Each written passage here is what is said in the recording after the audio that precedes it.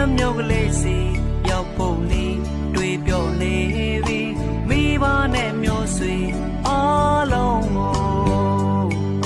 အပေါင်းသေးရောင်ရင်များဝမ်းသာလို့မဆုံးပေါ်လေတေတေလောင်လောင်လို့ဆက်နေ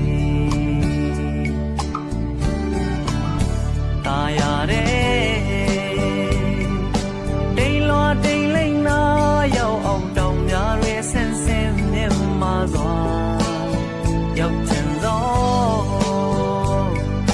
မျောသူရင်မောနွားလာပြီးအမြင်သာနေခရီးဝေးတဲ့တောင်